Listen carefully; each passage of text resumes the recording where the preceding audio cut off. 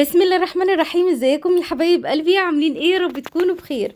النهارده بقى هنعمل مع بعض كرواسون الغلابه من غير زبده خالص، بمكونات بسيطه جدا من عندك من المطبخ، وهتقومي تعملي احلى واطعم كرواسون. ينفع للفطار وينفع كمان للعشاء، ينفع للرحلات وينفع في النوادي. تعالي نبدا ونسمي الله ونصلي على الرسول عليه افضل الصلاه والسلام، واقولك ازاي تعمليه مورق من جوه وطعمه حلو جدا. والحشوه بقى بتاعتك انتي، حابه تحشيه جبنه شوكولاته جبنه رومي، ليكي حريه الاختيار. اول حاجه بقى طبعا لو انتي اول مره تتفرجي عليا ما تنسيش تحطي اشتراك وتفعلي الجرس على كلمة الكل عشان يوصلك كل الفيديوهات يا ست الكل. بصي بقى الكمية اللي انا عملتها دي كلها من نص كيلو دقيق، يعني لو عايزة تضعفي الكمية وتعملي كيلو دقيق وتشيليه في الفريزر وتطلعيه على الاكل على طول هيبقى معاكي خطير. الحاجات دي بتنفع قوي في البيت، والدقيق كمان بيعمر البيت كده وبيخلي فيه بركة كتير جدا. بصي من جوه مورق، والجبنة اللي انا حطاها مخلية الطعم بتاعه حلو قوي. تعالي نشوف انا عملته ازاي. اول حاجه بقى طبعا انا هستخدم العجان، لو مفيش عجان تقدري تعجني على ايديكي، الطريقه سهله قوي وبسيطه. كوبايه من الميه الدافيه، عليها معلقتين كبار من السكر، ونزلت بربع كوبايه من الزيت، وهحط باكت من الفانيليا. الفانيليا بتخلي ريحته حلوه قوي والطعم كمان كويس. هحط معلقه من الخميره، خميره فوريه. المعلقه اللي انا مستخدماها معلقه كبيره. بعد كده هحط معلقة كبيرة من الحليب البودر، ودوت اختياري، لو مش متوفر عندك تقدري تستبعديه من الوصفة، بس عايزة اقولك هيخلي لونه حلو قوي كده في النهاية. وطبعا قيمة غذائية عالية يعني، بس ممكن نستغنى عنها. كوباية المية اللي انا حطيتها في الاول لو عايزة تعلي التست شوية وتحطيها بدلها لبن مفيش مشاكل. هنزل بقى بالدقيق، 4 كوبايات دقيق. حطيت 3 كوبايات ونص، ومعايا نص كوباية هشوف هستخدمها ولا لأ. طبعا 4 كوبايات يعني نص كيلو من الدقيق، رشة ملح، وهعجن الكلام ده كله مع بعضه كويس جدا. صليتي على الرسول؟ طب يلا صلي على الرسول عليه افضل الصلاة والسلام، وحطي اللايك بتاعك. بصي العجينة بتاعتي بدأت اللي هي تتلم معايا، هشوفها بقى هي محتاجة سوائل ولا محتاجة دقيق كمان. نزلتها بقى كده من على سلاح الضرب، وهبدأ اللي انا اضربها تاني. في المرحلة ديت العجينة بتاعتي اتلمت وبقت تمام قوي، بس برضو لازم اتأكد منها وابص عليها. بصي انا لقيتها محتاجة اللي انا ازود من معلقة لمعلقتين من الدقيق، فحطيت لها كده معلقتين من الدقيق، وافضل مستمرية في الضرب لحد ما تديني عجينة كده اللي هي ايه، لينة وسهلة التشكيل، بس مش بتلزق في الايد.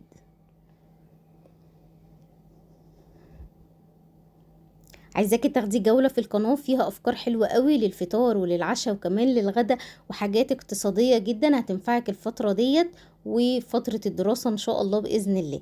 يلا ادخلي خدي فكرة ونفذيها.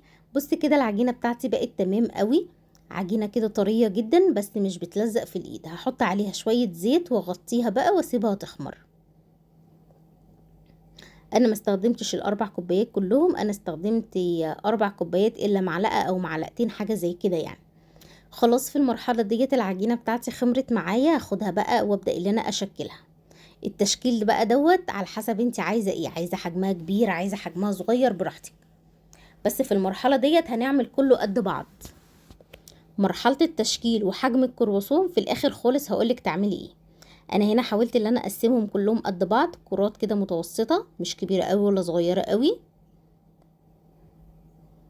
قد البرتقانية البلدي كده يعني، عارفين اللي هو اصغر منها شوية. خلص الكمية كلها بنفس الطريقة. بعد كده بقى بعد ما خلصت الكمية كلها مستحب اللي انت تغطيها علشان خاطر بس الوش بتاعها ما ينشفش.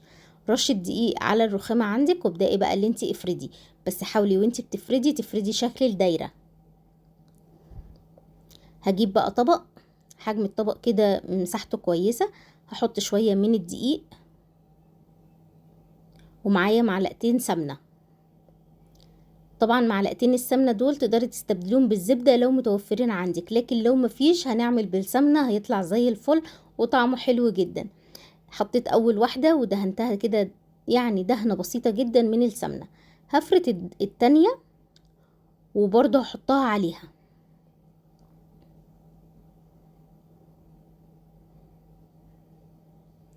هخلص بقى كل الكمية بنفس الشكل. طبعا ان انا بحاول ان انا اعملها دايرة، فعشان كده كل شوية اللي انا بلفها معايا. حطي في النشابة بتاعتك شوية دي عشان خاطر ما تلزقش في العجين. كده حطيت بقى الطبقة التانية، هدهنها برضو دهنة حلوة من السمنة. هما معلقتين بس اللي انا استخدمتهم في الوصفة كلها، بس طبعا مسيحيهم عشان يبقوا سهلة الفرد معايا. اخلص بقى الكمية كلها بنفس الطريقة زي ما انت شايفة كده، الطبقات فوق بعضيها. صليتي على الرسول؟ طب صلي على الرسول عليه افضل الصلاة والسلام، وحطي اللايك بتاعك. هدهن دهنة من السمنة واحط طبقة كمان اللي انا حطيتها.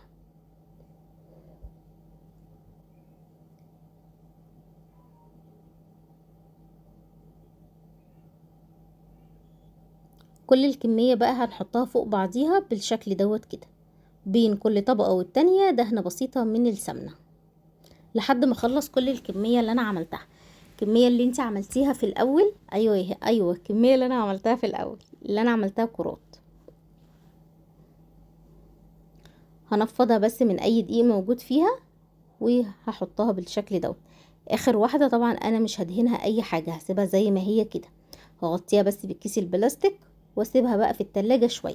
طبعا الجو حر فانا هدخلها التلاجة عشان تمسك معايا. بصي بقى انا ما استخدمتش معلقتين السمنة كلهم.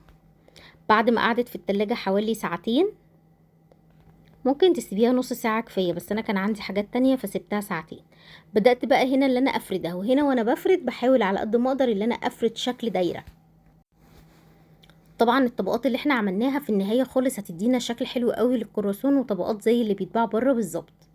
وطبعا كل الحكاية بمعلقتين سمنة بس، يعني محطيناش بقى مكونات كتير ولا حاجات كده صعبة علينا يعني.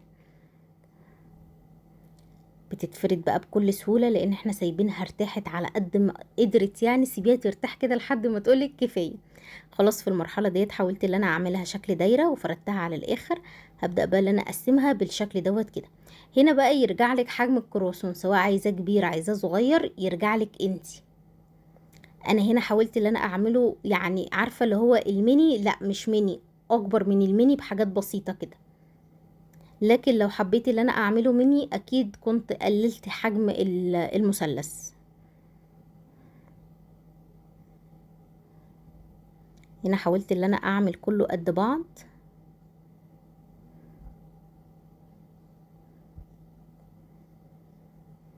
قطعت الكمية كلها وحضر بقى معايا الجبنة. بس قبل ما احضر الجبنة في النهاية بتاعة الكرواسون هبدأ ان انا ادي كده فتحة بسيطة عشان خاطر لما اجي الفه يتلف معايا بكل سهولة. الجبنة اللي انا مستخدماها دي جبنة براميلي، تقدري تستخدمي اي نوع جبنة متوفر عندك مفيش مشاكل، بس حاولي تختاري نوع جبنة يكون حادق شوية عشان يدي تست عالي كده والولاد يحبوه. لان الجبنة لما بتبقى مش حادقة بتبقى اكنك مش حاطة اي حاجة خالص. هحط الجبنة على الكمية كلها وبعد كده هبدأ اللي انا اقفل. عايزة اقولك تقدري تعملي سادة وتحشيه بقى شوكولاتة بعد ما يخرج، او تحشيه شوكولاتة قبل ما يدخل الفرن براحتك. بس انا لما بعمله سادة بفضل ان انا احشيه شوكولاتة بعد ما يخرج، سواء بقى هحشيه شوكولاتة يبقى مولتو بالشوكولاتة مثلا، او هحشيه مربى ويبقى مولتو بالفراولة او بالتين زي ما تحبي. طبعا وانا بفرد بحاول ان انا اشد كده معايا. هخلص بقى الكمية كلها بنفس الطريقة.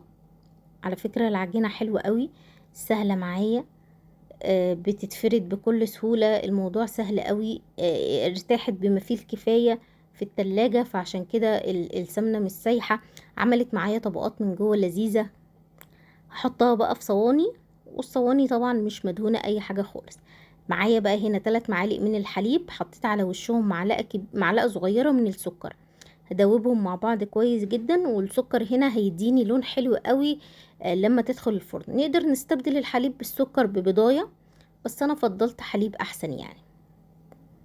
هدهن بقى وشها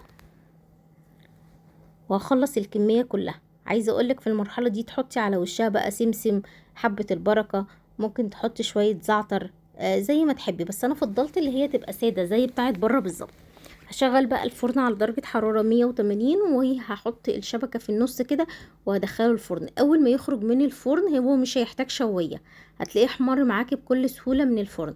اول ما يخرج من الفرن رشة كده من المية وغطيه بفوطة. وبعد كده بقى عايزة اقولك بقى الله على الجمال، ريحته خطيرة وطعمه جميل جدا، لازم تجربيه. والحجم بقى طبعا زي ما اتفقنا بتاعك انتي، حابة تكبري او تصغري ليكي حرية الاختيار. طبعا مش هي دي الكمية اللي طلعت كلها الباقي في الفرن، وفي اللي اتاكل وهو سخن، لان هو حلاوته وهو سخن بيبقى خطير، ولما بيقعد والله بيبقى طعمه حلو قوي برضو. لو انتي هتشيليه في الفريزر شيليه كده بعد ما يهدى شوية. الجبنة بقى من جوه خطيرة، تقدري تعملي ميكس جبن وتحطي عليها زيتون، تحطي عليها فلفل زي ما انت عايزة. التسوية بتاعته ممتازة، وهش كده وطري معاكي ولذيذ، جنب كوباية شاي الصبح او كوباية لبن براحتك خالص. الولاد رايحين التمرينة تديهم كده واحدتين معاهم بعد ما يخلصوا التمرينة ياكلوا حاجات مضمونة انت اللي عاملاها في البيت، اقتصادية، طعمها حلو قوي، هتعجبهم بإذن الله. هستناكي تاخدي جولة في القناة وتقولي لي رأيك فيها ايه. وما تنسيش لو اول مرة تتفرجي عليا تحطي اشتراك وتفعلي الجرس على كلمة الكل عشان يوصل لك كل الفيديوهات. يا ست الكل بحبكم جدا.